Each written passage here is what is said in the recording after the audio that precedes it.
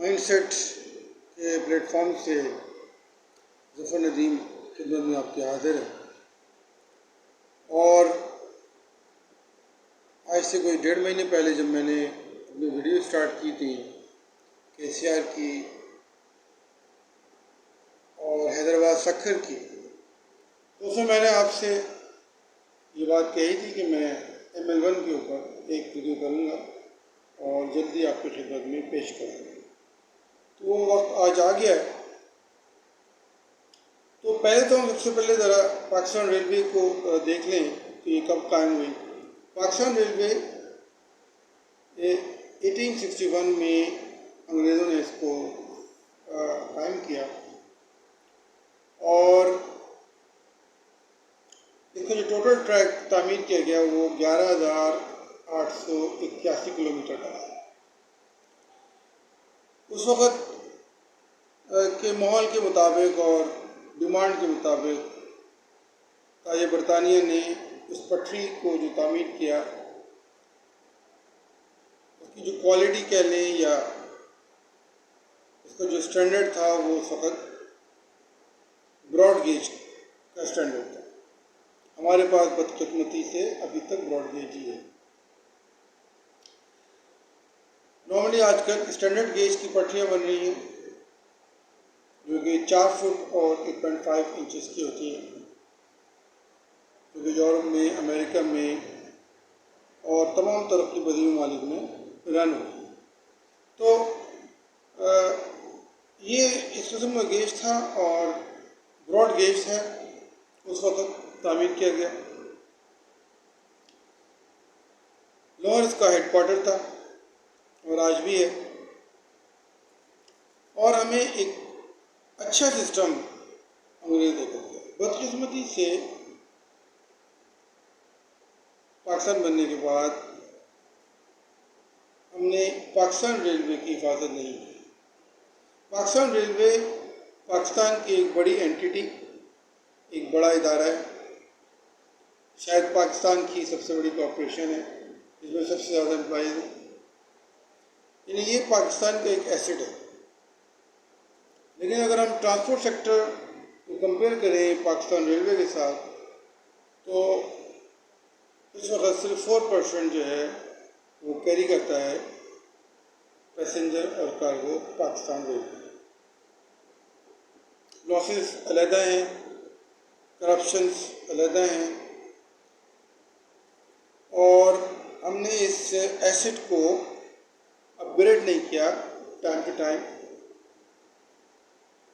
माहौल के मुताबिक इसको अपग्रेड नहीं किया। मिसाल के तौर पे सिग्नल सिस्टम को अपग्रेड नहीं किया, ब्रिजेस नहीं बनाए, कल्वर्ट्स नहीं बनाए, जिसकी वजह से हादसा होते रहे। पटरियों को तब्दील नहीं किया,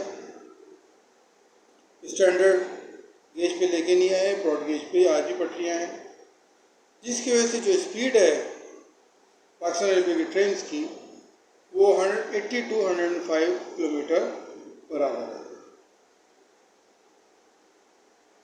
पाकिस्तान रेलवे के पास मेनली 5 लाइन हैं, ML1, ML2, ML3, ML4 and ML5। ML1 जो है वो कराची से स्टार्ट होती है और पेशावर तक जाती है, पेशावर कंटोनमेंट तक। ये तकरीबन 1871 किलोमीटर का ट्रैक है और ये 5 लाइन्स के अंदर सबसे की कंपोनेंट ट्रैक, यानी कराची पोर्ट से इस सामान को सारे मुल्क में जाना होता है, वो ML1 ही ट्रैक है। और इस ट्रैक का काफ़ी बुरा हाल है। ML2 जो है वो कोठरी से अटक है, ML3 रुड़ी से चमन है, ML4 कोयटा टू ताफ्तान है, ML5 टेक्सला टू पंजराब है। तो ये पाँच लाइन्स हैं और तकरीबन 11,881 किलोमीटर का ट्रैक है। स्पीड मैंने आपको बता दी है, गेज भी बता दिया है, सूरत हाल भी बता दी है, लॉसेस भी हैं। 2018-19 की रिपोर्ट के मुताबिक पाकिस्तान रेलवे ने 54 पॉइंट समथिंग बिलियन रुपीस का रेवेन्यू किया और उसमें जो इनकम हुई वो 45 बिलियन की थी। तो ये इंतहाई कम है अगर हम इस एंटिटी के साइज़ को देखें और इस एसेट को देखें तो। अच्छा, मेरा टॉपिक जो है वो मैं जो डिस्कस करूँगा ML1 पे डिस्कस करूँगा, क्योंकि मेरा इंटरेस्ट ML1 है और क्योंकि ये CPEC का भी कंपोनेंट है। इस ML1 का तस्करा जो है वो हमने 2015 में नवाज शरीफ साहब की गवर्नमेंट में सुना, जब नवाज शरीफ साहब ने चाइना का विज़िट किया और उन्होंने कुछ MOUs पे साइन किए, जिसके मुताबिक चाइना ने ये वादा किया कि वो इस ट्रैक को रिहेबिलिटेट करेगा और इसको अपग्रेड करेगा, इसके सिग्नल सिस्टम को बेहतर करेगा, जिसकी वजह से ट्रेन की स्पीड बढ़ जाएगी, कार्गो पैसेंजर जो है वो 20% हमारा हो जाएगा, स्पीड 160 किलोमीटर जो है उस पर पहुँच जाएगी और हमारा जो डिस्टेंसेस है अब कंट्री का कराची से वो आधा हो जाएगा। मिसाल के तौर पे कराची टू लाहौर हम तकरीबन 16 घंटे में पहुँचते हैं, 16, 17, 18 घंटे में। तो अगर ML1 बन जाता है तो ये 8 घंटे में होगा। इसी तरह कराची टू पेशावर कंटोनमेंट जो है तो उसमें 25 से 26 किलोमीटर का सफ़र है तभी दुरानिया का, तो वो आधा हो गया, तकरीबन 12 से 13 घंटे पे मुहित हो जाएगा। तो ये बहुत बड़ी एक इनकलाबी तब्दीली आ जाती कि अगर ML1 पे काम शुरू हो जाता। लेकिन बदकिस्मती है हमारी कि नवाज शरीफ साहब 18 में चले गए, उसके बाद इमरान खान साहब भी आए और वो भी इस पर खातिर खा काम नहीं कर सके। मुआहदे भी किए उन्होंने, मीटिंग्स भी की और उन मीटिंग्स के नतीजे में जो उन्होंने एग्रीमेंट्स किए, जो उनकी गुफ्तगू शुरू हुई चाइनीज़ कंपनीज के साथ, चाइनीज़ गवर्नमेंट के साथ, उसमें इनिशियली ये बात तय हुई कि ML1 जो है वो 3 फेजेज़ में तामीर किया जाएगा। पहला फेज़ जो है ML1 का वो 3 to 4 ईयर्स पर मुश्तमिल है। 4 सेक्शंस होंगे इसके। पहला सेक्शन नवाब शाह टू रोडी होगा 183 किलोमीटर का। उसके बाद दूसरा सेक्शन जो है लाला मूसा टू रावलपिंडी है 118 किलोमीटर। थर्ड वन जो है वो लाहौर टू लाला मूसा 132 किलोमीटर का।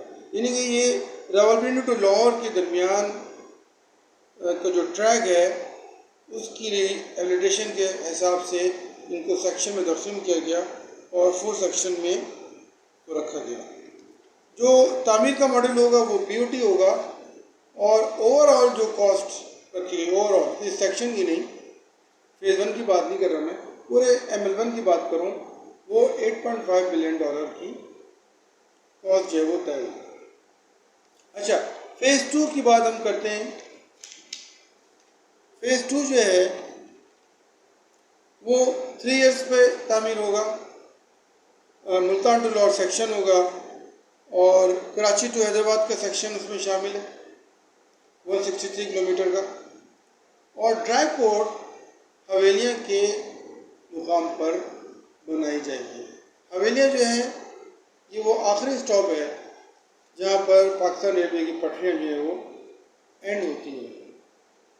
मानसरा का इलाका है और यहाँ पर हवेलियाँ लास्ट पॉइंट है और फिर हवेलियाँ के बाद KKH स्टार्ट होता है। काराकरम हाईवे इसको हम कहते हैं, ये गुजरात तक जाता है, चाइना के बॉर्डर तक। तो यहाँ ड्राई पोर्ट तामीर करने का क्या मकसद है? ड्राई पोर्ट को तामीर करने का मकसद ये है कि जो ट्रैफिक चाइना से आएगा, जो सामान चाइना से ट्रैवल होके यहाँ इधर हवेलियाँ में पहुँचेगा, ड्राई पोर्ट होने की वजह से वो सामान पाकिस्तान रेलवे की बोगियों पे लाता जाएगा और वो कराची पोर्ट तक पहुँचेगा और वहाँ से फिर वो एक्सपोर्ट हो जाएगा। तो ये फेज़ 2 था और उसके बाद फेज़ 3 ये तय किया गया कि रावलपिंडी टू पेशावर सेक्शन और फिर हैदराबाद टू मुल्तान सेक्शन। तो ये ओवरऑल ये गुफ्तगू भी जारी थी कि इमरान खान साहब की गवर्नमेंट जो है वो भी ख़त्म हो गई। तो अगर हम देखें जो जो ये प्रोग्राम जो स्टार्ट किया गया था 2015 से लेके आज 2023-22 का आता है, तो तकरीबन 5 और 2 7 साल, तकरीबन 7.5 साल का अर्सा गुजर चुका है और अभी तक ML1 एग्जीक्यूट नहीं हो सका है। अब इसमें हम कंक्लूजन के तौर पे ये देखते हैं कि ML1 का पाकिस्तान को फ़ायदा क्या है। वैसे तो हमने बहुत सारी गुफ्तगू हम कर चुके हैं ऊपर, लेकिन हम थोड़ा रिव्यू कर लेते हैं।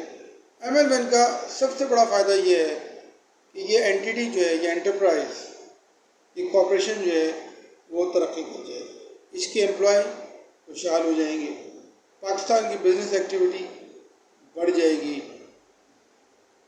कराची पोर्ट से आने वाला सामान अब कंट्री में टाइम पे पहुंचेगा, पैसेंजर टाइम पे पहुंचेंगे, और जो रोड के ऊपर बसेज हैं हमारे, जो रोड पे ट्रैफिक है वो कम होगा, आबो हवा जो है वो बेहतर होगी, एयर क्वालिटी बेहतर होगी।